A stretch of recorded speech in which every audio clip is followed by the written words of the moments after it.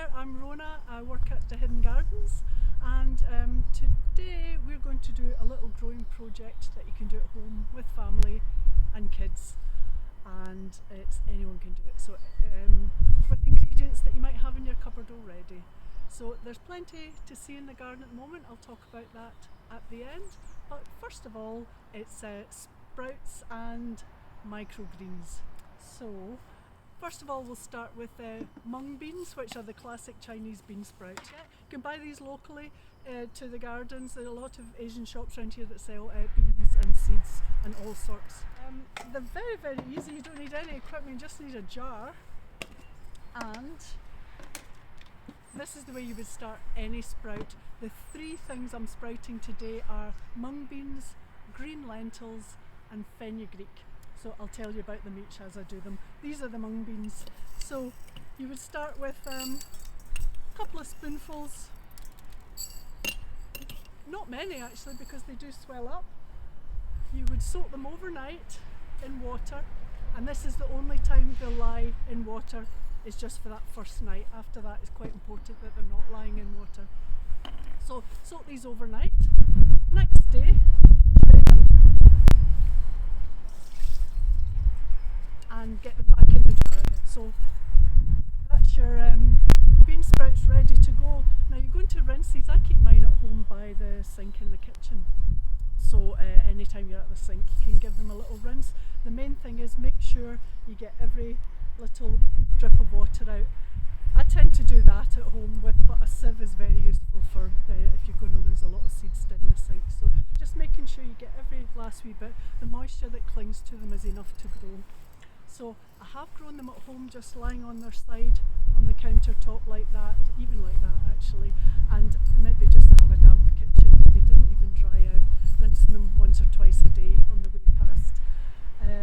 But sometimes, particularly in the summer, or if you've got a warmer house than me, you could use an old piece of fabric and a band.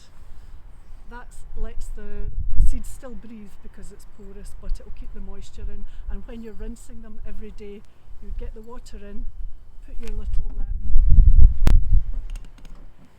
cloth on again, swirl it round and tip it out that way. Just give it time to make sure you've got as much of the water out as you can. So that just sits sprouting. That's mung beans. The reason they'll come out, I can show you my example, they'll come out like little commas. That's them ready. Don't expect them to look like the classic Chinese bean sprouts because they are exactly the same thing.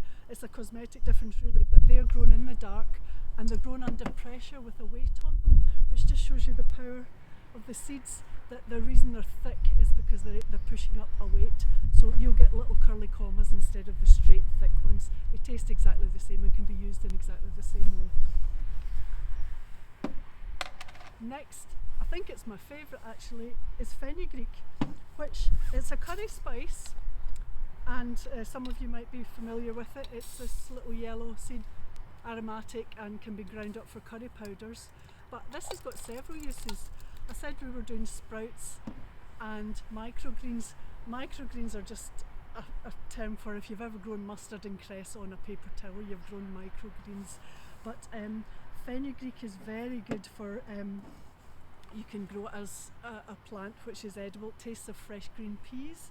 These are almost too big, you know, but it's delicious. You snip these so you wouldn't, you don't eat the roots, you would eat. And that's the basic difference between a microgreen and a bean sprout.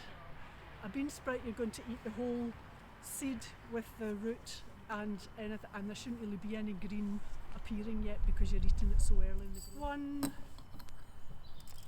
maybe 2 spoonfuls. Again, soak overnight. 1 night soaking, and after that's the last time they lie in water. After that they have to be kept rinsed and fully drained. Okay, and you will, the same process as with the bean sprouts, you end up with wee curly commas, which are great. You can put them in stir-fried rice, stir-fried vegetables, use them the same as any other bean sprout. But the seed coat, the seed that's in this adds still a wee touch of spice. Green lentils, so they have to be whole, they have to have the seed coat on. Again, couple of spoonfuls in a jar, soak them overnight.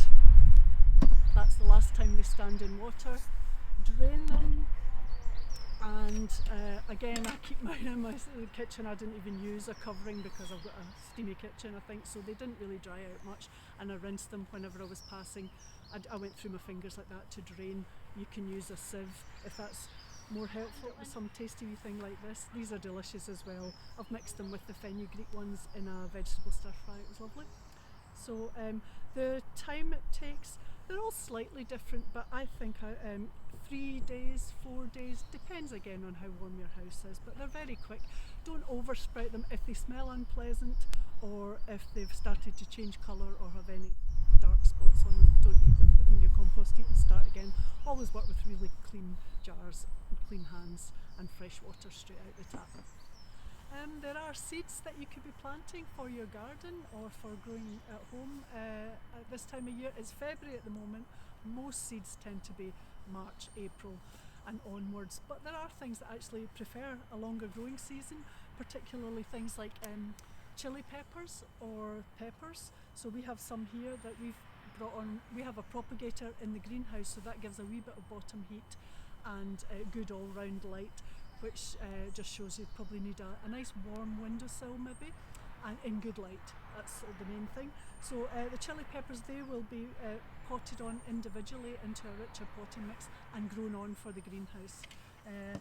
We have aubergines, and if you want to grow flowers for the garden that are good for pollinators, you could try planting cosmos just now. They quite like a long season as well. Just to tell you what's still happening in the gardens, loads. It might be the winter, the garden's sort of resting, but plenty happening. There's things bursting through every day that I come down here. So currently we have the witch hazels, which are gorgeous. If you come on a sunny day, they release a really, really beautiful fragrance. You'll see them on the long border with the car park to the Gurdwara next door. They're yellow flowers, and we have some on the Scottish Ballet border, which is the raised border with beside the lavender walk, that has red flowers and rusty coloured flowers. So it comes in a few different shades. Witch hazel. We have hellebores coming out. Artichokes are coming out in the vegetable raised beds down by Tramway Wall, and they're lovely and silvery and robust looking, with some nice hollow stems that bugs and beasties could be overwintering in from last year's growth. And finally the primroses, they're just looking gorgeous at the moment as well. So lots of birds. We also have an exhibition on in the Rill area where I am at the moment. It's called Gathering Among Reflections, and it's been put up by students on the Glasgow Art School Sculpture and Environmental Art course, and it's quite lovely. Look on the Facebook page, there's some lovely pictures of it in the snow, but do come down and see it when you're having your exercise.